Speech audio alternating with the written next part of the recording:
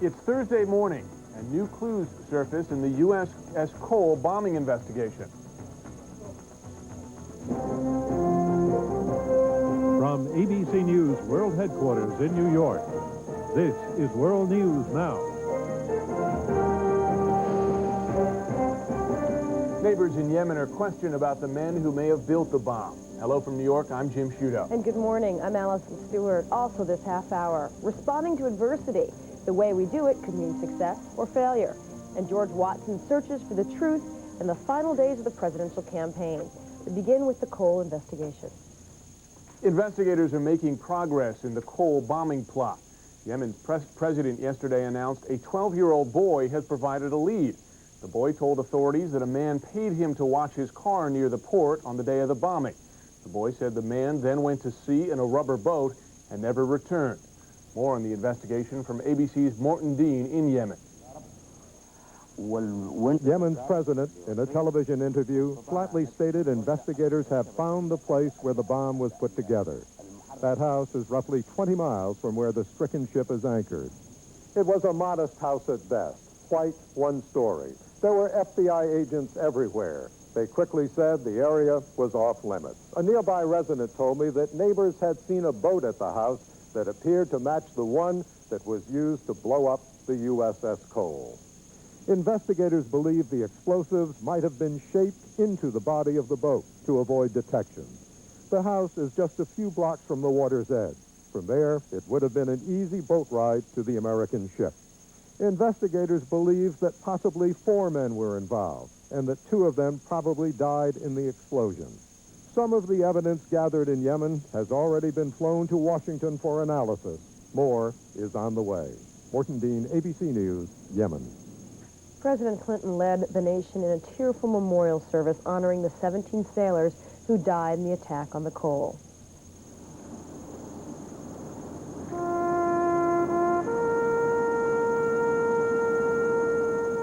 As taps played, family and friends mourned the sailors.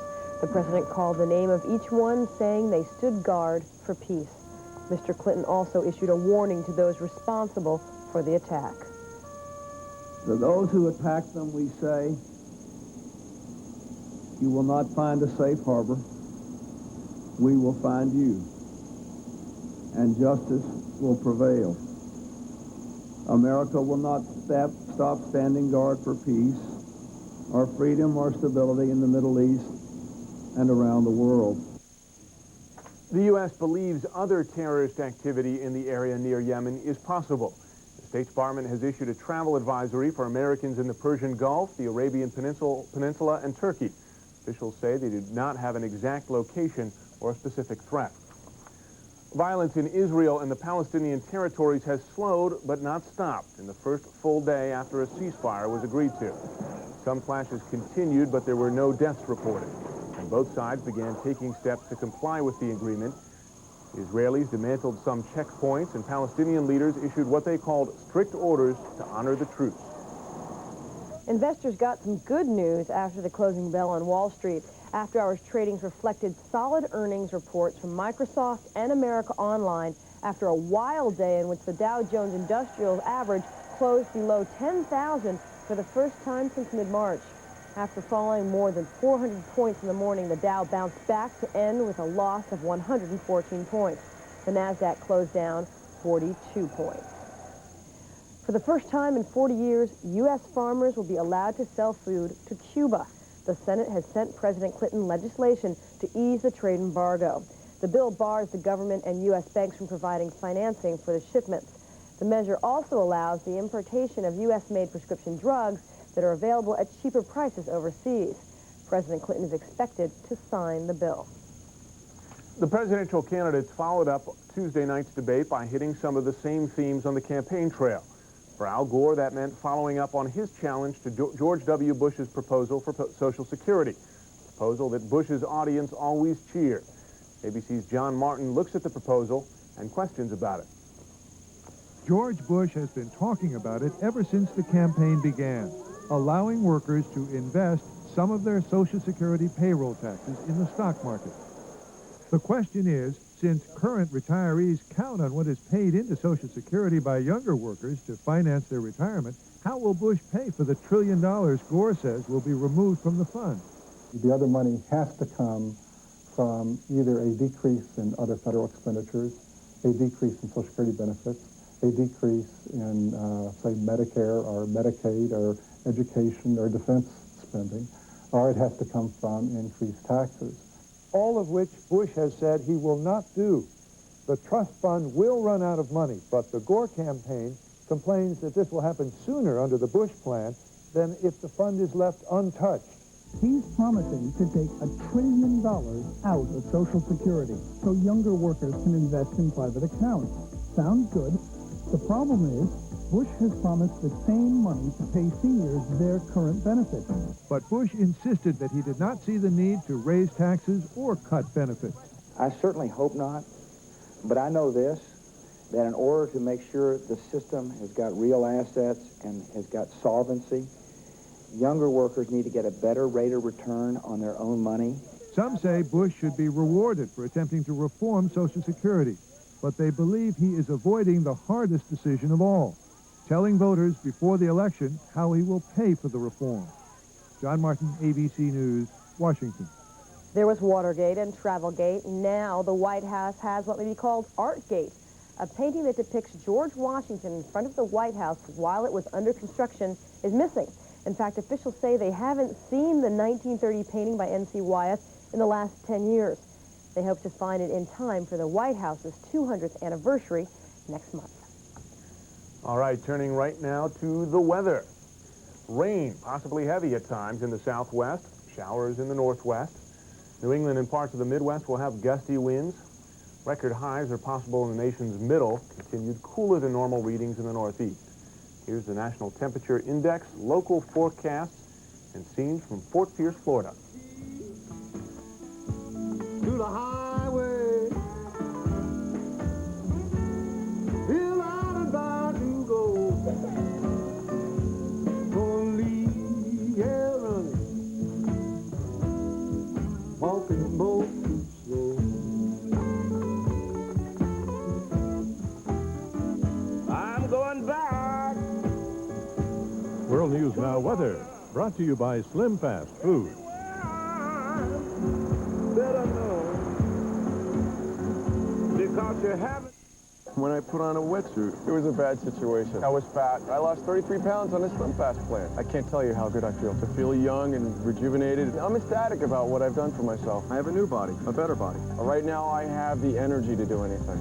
Slim Fast has made it so easy. Anybody who's got a taste bud will find something they like. It's amazing that something so healthy tastes so good. Slim Fast does have the protein and the nutrients that I need, and I'm not hungry. I feel like a kid again. Slim Fast every day. Get healthy. Do it for yourself. Get the whole grain goodness of Quaker oatmeal. Toasted. Quaker toasted oatmeal. Crisp honey sweet flakes with crunchy oat clusters. It's the same Quaker oatmeal, only toasted.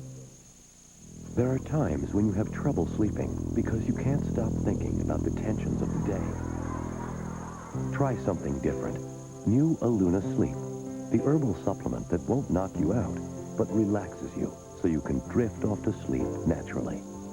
Aluna is not a drug. There are no groggy side effects. It promotes a natural sleep pattern in just a few nights. New Aluna. It doesn't make you sleep. It lets you sleep. Now get the Wall Street Journal delivered for 8 weeks at just 37 cents a day, a 50% savings. Call now 800-922-7300. That's 800-922-7300 for the Wall Street Journal. We all do dumb things. Paying too much for car insurance doesn't have to be one of them. Geico, a 15-minute call could save you 15% or more on car insurance. We all do dumb things. Paying too much for car insurance doesn't have to be one of them. Geico, a 15-minute call could save you 15% or more on car insurance. World News Now Sports, brought to you by Geico Direct. That's funny. All right, something other than New York baseball. A night after becoming the goalie with the most wins ever, Patrick Waugh got to take a rest. Waugh sat out as the Avalanche took on the expansion Columbus Blue Jackets. His backup, David Abisher, made his first start and early on was beaten by Tyler Wright, and the Blue Jackets had a 1-zip lead. But the Avalanche came back big. They won it 5-1, the last of their goals coming when the puck went up in the air, and David Hanote swatted it into the net. That's one way to score a goal.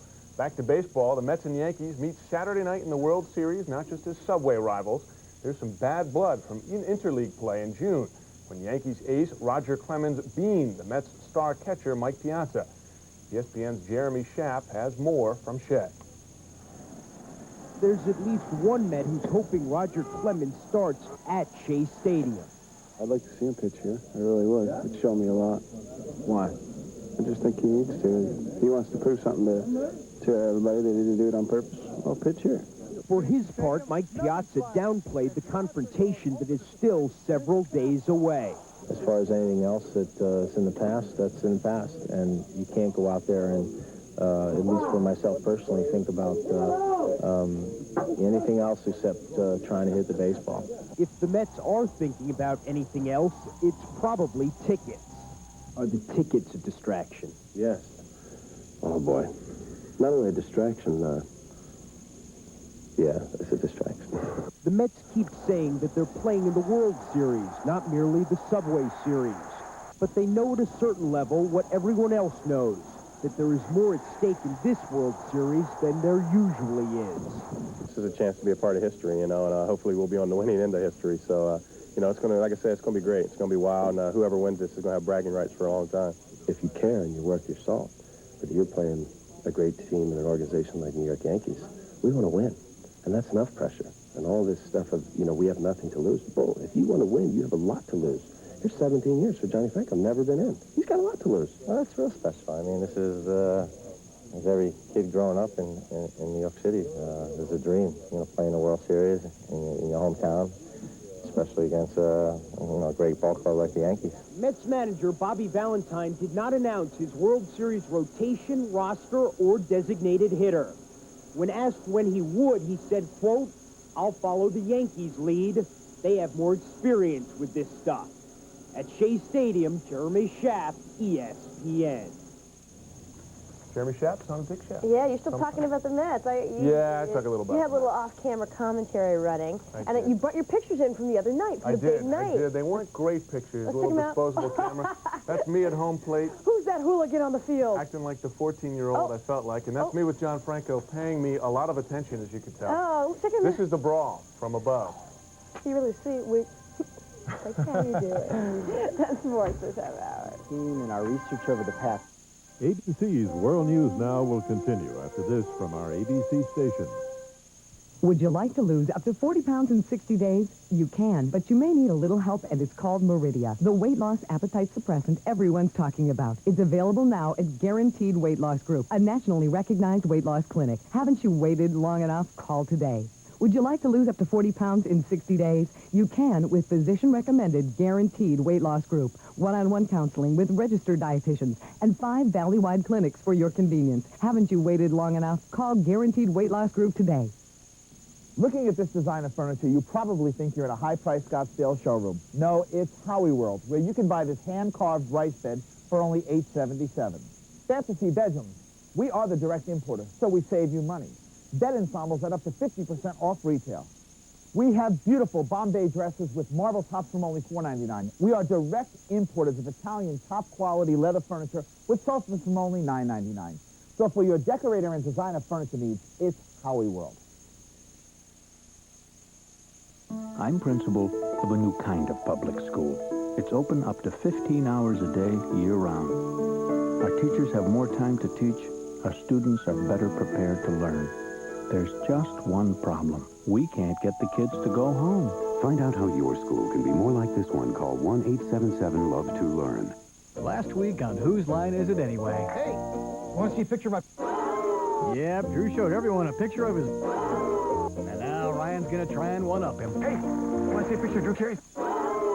Whoa, looks like everyone's got a picture of Drew's. So tune in to see for yourself. ABC tonight at 8, 7 Central. See you then.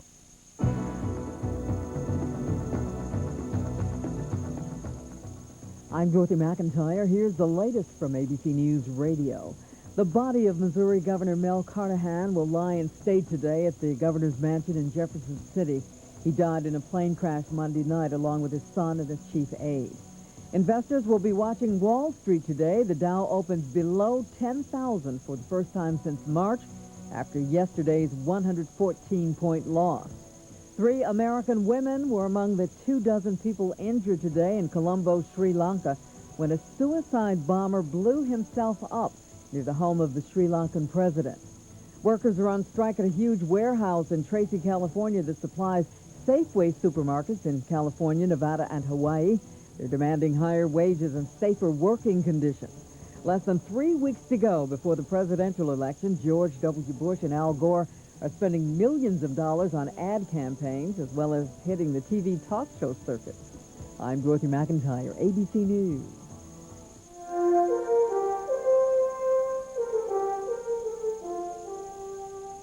How well do you handle adversity? Are you able to go with the flow, or do you fold under the pressure? How do you respond to adversity is your AQ, or adversity quotient.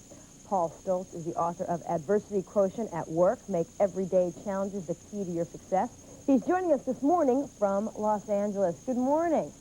Good morning, Allison. When we're talking about adversity, what are we talking about? And why is adversity so prevalent now? Something fundamental has changed. We've seen in our research over the past 20 years more than a tripling in the number of adversities people face every day.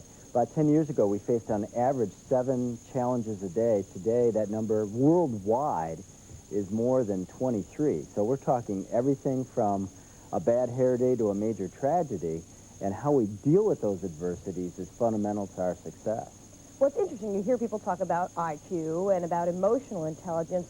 Why is AQ more important now? Well, the reason I think it's so important now is that if we don't handle the challenges in our day effectively, if we don't have a sufficiently high AQ, we're not going to be able to perform effectively emotionally or fully tap our capacity or our intellect when the moment counts. So this moment of truth is when adversity strikes, and it strikes more and more. So if we can strengthen and measure our own AQs, we find we're able to increase how effective we can be in day-to-day life. Now, I know you are a consultant for some fancy pants companies, some very large companies.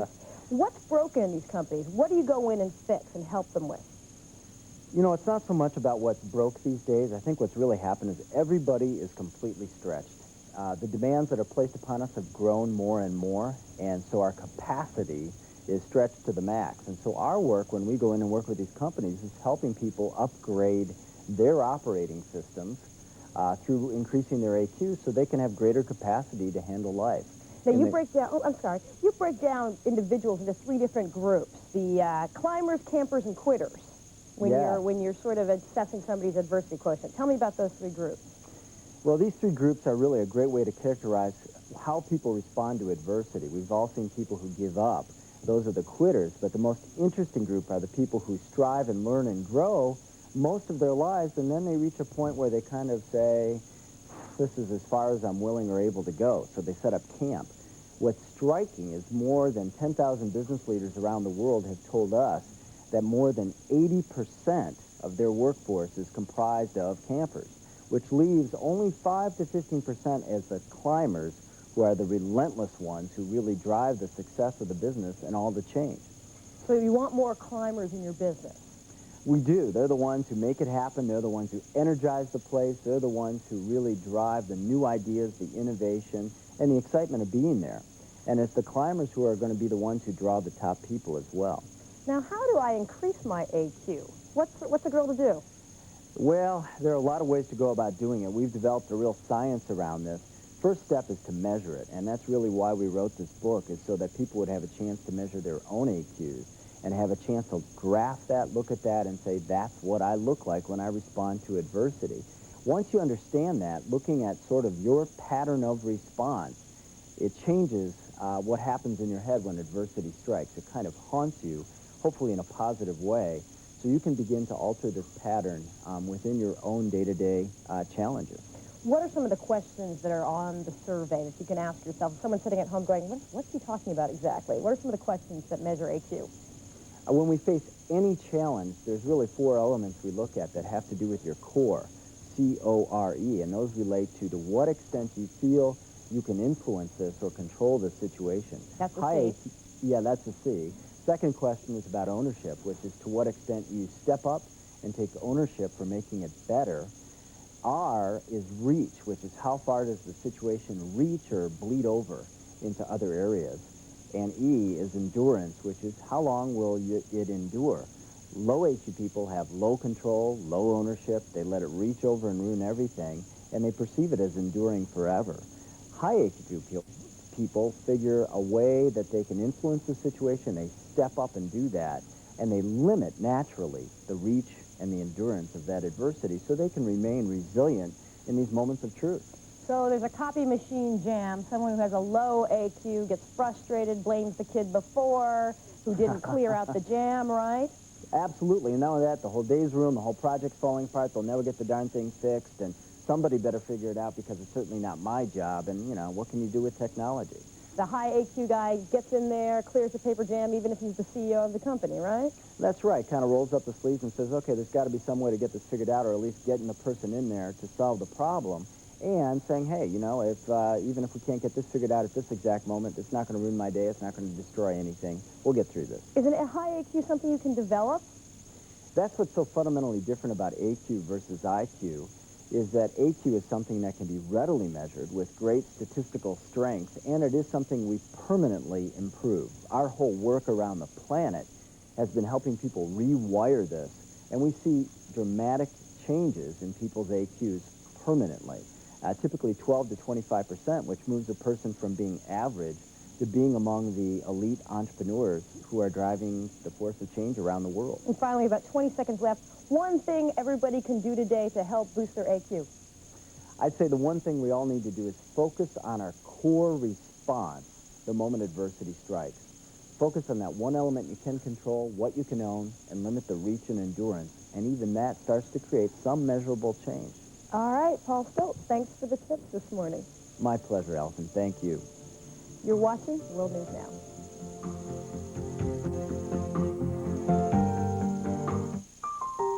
Today I made an omelet.